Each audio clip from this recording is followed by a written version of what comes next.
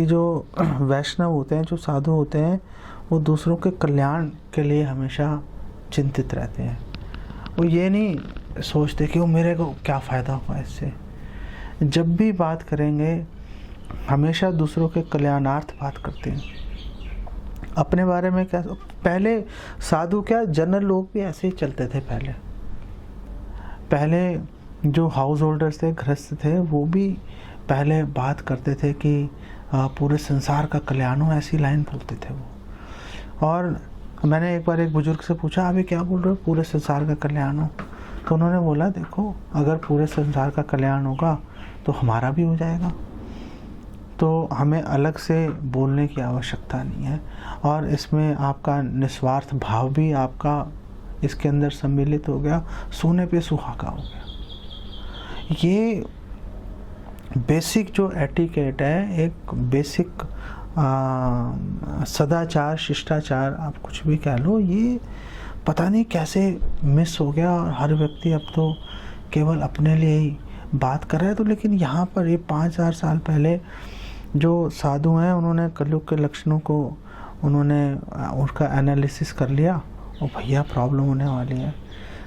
जैसे मुचकुंद के बारे में जब स्टोरी आती है, भगवान कृष्ण ने मुचकुंद का उद्धार किया, मुचकुंद को दर्शन दिए। तो मुचकुंद जब गुफा से बाहर निकला, उसने देखा लोगों को, ओह क्या हो रहा है।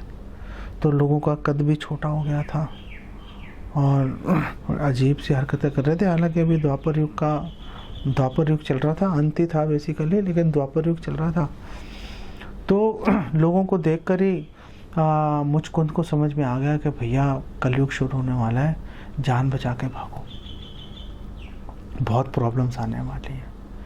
तो जो पहले के लोग थे, वो एनालाइज करने की ताकत थी उनमें। वो देख लेते थे कि हाँ अगले 100 साल में, अगले 1000 साल में, अगले 10,000 साल में क्या होने वाला है। ऐसा नहीं है कलयुग के हम जैसे लोगों की तरह कि 5 साल का प्लान भी ठीक से नहीं बना पाते, पंचवर्षीय योजनाएं बनाती हैं, वो योजना कुछ और होती है, हो कुछ और रहा होता है। वो ऐसी घटिया इंटेलिजेंस से काम नहीं करते थे। वो तो आगे के हज़ारों साल को पहले से विजुलाइज कर लेते थे। और अगर आप भागवतम का 12वां स्कंद पढ़ेंगे तो आपको दिखेगा कि वो लोग आगे आने वाले समय की, जो आगे 10,000, 20,000, 50,000 साल बाद जो आने वाली सिचुएशन होने वाली है, उसके बारे में पहले से कितनी एक्यूरेट प्रेडिक्शंस वो कर ही रहे हैं। तो ये बात बहुत तपस्या से, मेडिटेशन से, गुरु की मर्जी से वो लोग ऐसी सिद्धियां उनके पास रहती थी। इसीलिए तो बहुत ही निस्वार्थ भाव से वो हमेशा दूसरों के कल्याण के बारे में सोचते थे। अब यार बेचारा कितनी तकलीफ जाकर आगे सहने वाला है। ये उनके मन में दूसरों के लिए दया का भाव भी होता था और खुद भी सतर्क रहते थे, आगे जाके ये प्रॉब्लम्स होने वाली हैं। तो क्या करें, बाहर निकलो भाई यहाँ से। श्रील प्रभुपाद भी बोल रहे थे कि this material world is not a good place for a gentleman. Awkward situation में रहते हैं लोग। एक भद्र पुरुष के लिए ये कोई अच्छी जगह नहीं है। समझदार व्यक्ति का कर्तव्य यही है कि इसमें से उठे और बाहर निकल जाए यहाँ से।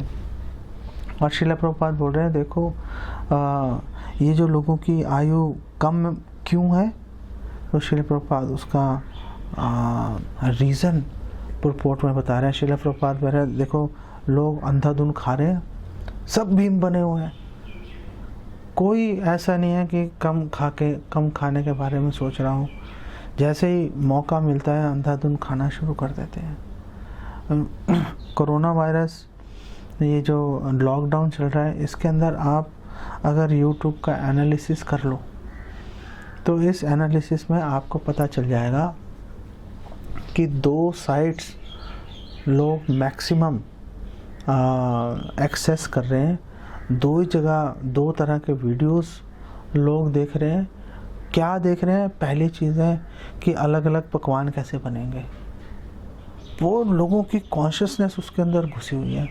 और दूसरी जो है, जो जहाँ पे अश्लील वीडियोज़ है, पोर्नोग्राफी है, वो साइट्स पे लोग जा रहे हैं। और उसमें से लीडर कौन है? इंडिया उसके अंदर लीडर है। ऐसी एक पीछे हफ्ता 10 दिन पहले एक एनालिसिस आया था। तो ये हालत हो गई है कि सामने मौत दिखाई दे रही है, लोग देख रहे हैं भैया ऑफिशियली 3.25 लाख लोग मर चुके हैं ऑफिशियली। एक्चुअल डेटा कोई किसी को अंदाज़ा नहीं है। ऐसा भी एक अनुमान है कि चाइना में करोड़ों लोग मर चुके हैं, लेकिन जिसके बारे में कोई उसकी जानकारी नहीं दे रहा।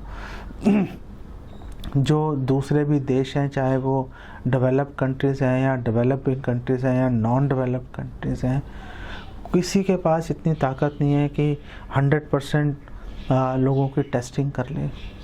तो उसके बाद सिम्टम्स भी कईयों में दिख रहे हैं, कईयों में नहीं दिख रहे। तो कोई अंदाज़ा ही नहीं है, किसी को कोई अनुमान नहीं लगा सकता कि कितने लोगों को ये कोरोना वायरस हो चुका है, कितने लोग मर रहे हैं, क्या हो रहा है।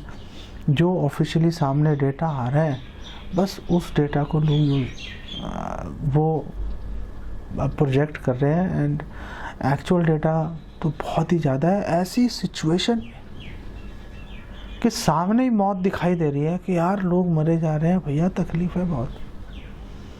ऐसी सिचुएशन में लोग मैक्सिमम जो साइट्स हैं या वीडियोस हैं, ये 2 तरह के वीडियोस ही देख रहे हैं कि खाना कैसे खा लें, ये रसगुल्ले कैसे बनेंगे, ये गुलाब जामुन कैसे बनेंगे, ये फलानी भल्ले कैसे बनेंगे, ये कैसे बनेगा, वो कैसे बनेगा, ये चीज़ कुरकुरे कैसे बने। अरे भाई ये भी तो सोच लो कि मौत से कैसे बचोगे, उसके बारे में कौन बात करेगा। क्या आप पूरा कॉन्शियसनेस पैसे कमाने में घुसा दोगे क्या सारी?